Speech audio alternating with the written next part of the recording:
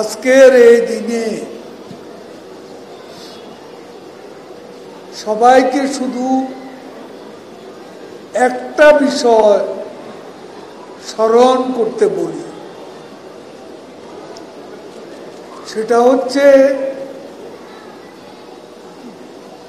15 বছর ধরে আমাদের নেত্রী শেখ হাসিনা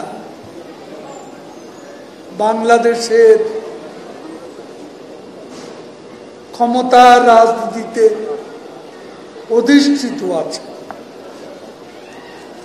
এই 15 বছর আগে আর 15 বছর পরে বাংলাদেশের আজকে কি পার্থক্য আপনারা দেখতে পান? ওই বাংলাদেশের সাথে এই বাংলাদেশের কোনো মিল নেই। আজকে 15 বছর আগে ঢাকা শহর আর আজকে ঢাকা শহর দিন রাত পার্থক্য, উন্নয়নে, অর্জনে, আধুনিকতা। বাংলাদেশ গত 15 বছরে বদলে গেছে, গ্রাম হয়েছে শহর। সেই বাংলাদেশের রূপান্তরের রূপকার এক কথা শেখ হাসিনা। এই রূপান্তরে রূপকার হচ্ছে শেখ হাসিনা। তার স্বদেশ প্রত্যাবর্তন 75-এ সপরিবারে বঙ্গবন্ধু হত্যার পর আমাদের গণতন্ত্র, মুক্তিযুদ্ধের মূল্যবোধ, স্বাধীনতার আদর্শ, ঐতিহাসিক 7ই মার্চ, রণধ্বনি, জয় বাংলা সবই নির্বাসনে চলে গিয়েছে।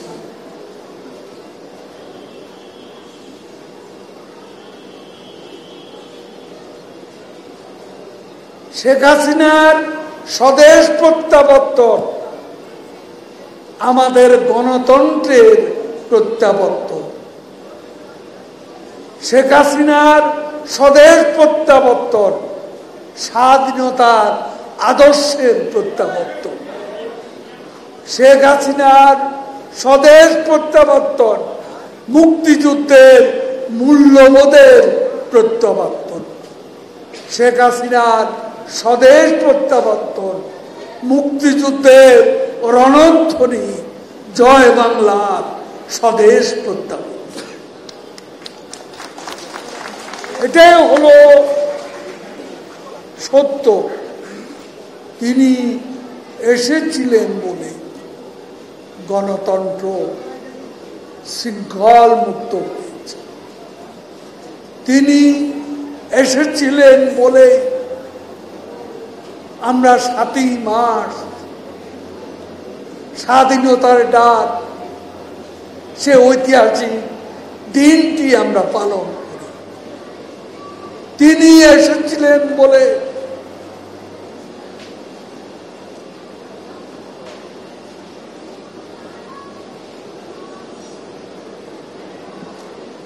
যুদ্ধাপরাধী, মানবতা বিরোধী অপরাধীদের বিচার হয়েছে। তিনি ফিরে এসেছিলেন বলেই বঙ্গবন্ধু হত্যা বিচার কাজ সম্পাদন হয়েছে। শেখ হাসিনা ফিরে এসেছিলেন বলে বাংলাদেশে গণতন্ত্র শৃঙ্খল মুক্ত হয়েছে। শেখ হাসিনা ফিরে এসেছিলেন বলে বাংলাদেশের নির্বাচন ব্যবস্থা,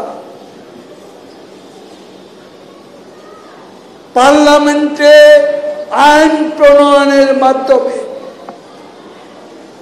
স্বাধীন নির্বাচন ব্যবস্থা, সুষ্ঠু নির্বাচনের পরিবেশ আমরা সৃষ্টি করতে পেরেছি।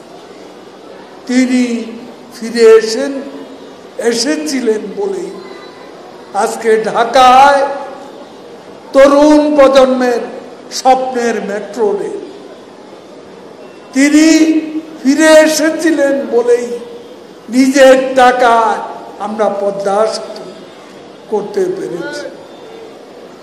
ঢাকায় এলিভেটেড এক্সপ্রেস 2-2.5 ঘন্টা সময় লাগতো উত্তরা থেকে ঢাকা, এখন ফার্ম গেট থেকে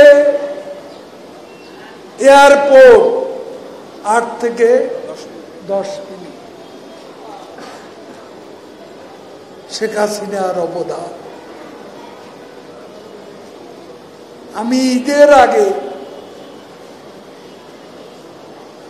10টি ফ্লাইওভার উদ্বোধন করেছি, গাজীপুর থেকে টাঙ্গাইল পর্যন্ত।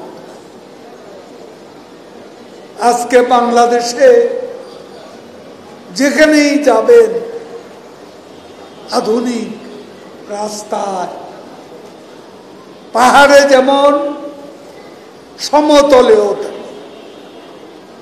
এই কাজগুলো আজকে কে করেছে? শেখ হাসিনা ফিরে এসেছিলেন বলে বাংলাদেশ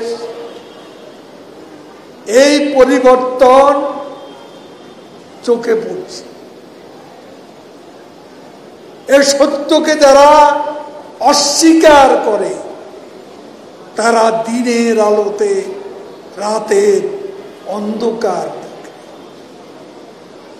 তারা ঈর্ষায় হিংসায় জ্বলে যাচ্ছে। তাদের পছন্দ হচ্ছে না চট্টগ্রামে বঙ্গবন্ধু শেখ মুজিবুর রহমান যে টানেল কর্ণফুলীর তলদেশে নির্মিত হয়েছে। দক্ষিণ এশিয়া আর কোন দেশে নদীর তলদেশে এ ধরনের টানেল নেই। এটা সম্ভব হয়েছে শেখ হাসিনার মতো নেতা আমরা পেয়েছি। বাংলাদেশের জনগণের ভাগ্য পরিবর্তন শেখ হাসিনাই করেছে। এর আগে যারা ক্ষমতায় ছিল তারা নিজেদের ভাগ্যের উন্নয়ন, পকেটের উন্নয়ন করেছে। শেখ হাসিনা মাথার চুল থেকে পায়ের নখ পর্যন্ত একজন সত্যিকারের সৎ মানুষ। তার সততা আজকে সারা বিশ্বেই প্রশংসিত হচ্ছে। আমরা আজকে আমাদের জাতীয় অর্থনৈতিক পরিষদের সভা ছিল। দেশরত্ন শেখ হাসিনার সভাপতিত্বে আমরা একটু দেরিতে, আমি কামাল ভাই আমরা ওখানে ছিলাম, একটু বিলম্ব হয়েছে আমাদের আসতে। এখানে অনেকে কষ্ট করে অনেকক্ষণ ধরে বসে আছে। আমি তাদের কাছে অনেক ইচ্ছাকৃত এই বিলম্বের জন্য দুঃখ প্রকাশ করছি। আমি আজকে আর সময় নিতে চাই না, শুধু বলবো আপনারা আমাদের নেত্রীর জন্য দোয়া করুন।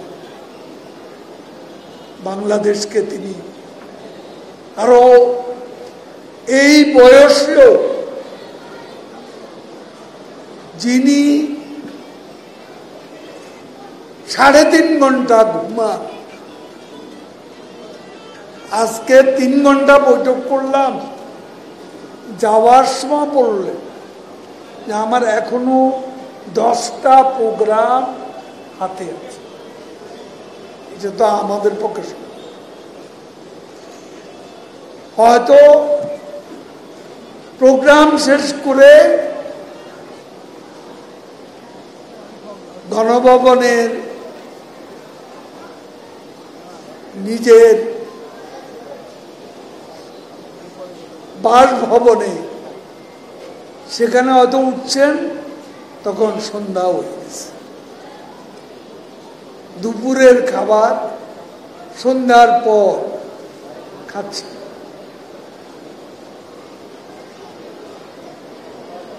এভাবে তিনি দেশের মানুষের ভাগ্য উন্নয়ন করছেন। আজকে নেত্রীর জন্য সবাই দোয়া করবেন, এটাই আপনাদের কাছে অনুরোধ। আর আমাদের উপকমিটি সামান্য আয়োজন করেছে, সেখানে আমরা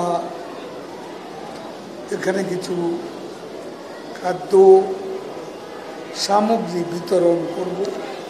আরও কয়েক জায়গা হচ্ছে,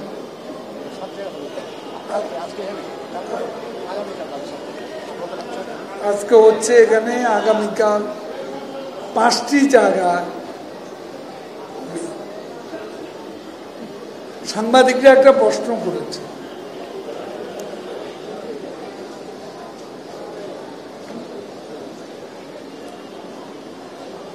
আপনারা যে প্রশ্ন করেছে,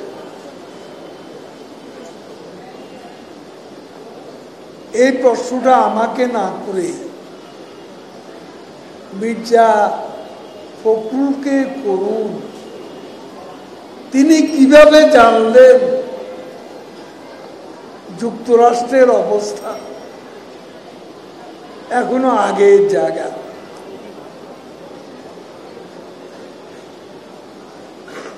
ডোনাল্ড লু, যিনি সহকারী পররাষ্ট্র, তার বক্তব্য কি ফখরুল সাহেব শুনেননি? ফখরুলের প্রশ্নের জবাব মিস্টার ডোনাল্ড লু তার বক্তব্যে পরিষ্কার। এটা আর বলার অপেক্ষা, মন্তব্য করারও প্রয়োজন। ওখান থেকেই এই প্রশ্নের উত্তর বের করুন, আমি নতুন করে উত্তর দিতে চাই। যুক্তরাষ্ট্রে কথা বলেছেন অবস্থা, সেই অবস্থান ব্যাখ্যা করেছেন যুক্তরাষ্ট্রের একজন সহকারী মন্ত্রী। এখানে তিনি যে কথা বলেছেন, এরপরে ফখরুল সাহেবের যে বক্তব্য, এ বক্তব্যের কোনো মূল্য নেই। সবাইকে ধন্যবাদ। জয় বাংলা, জয় বাংলা।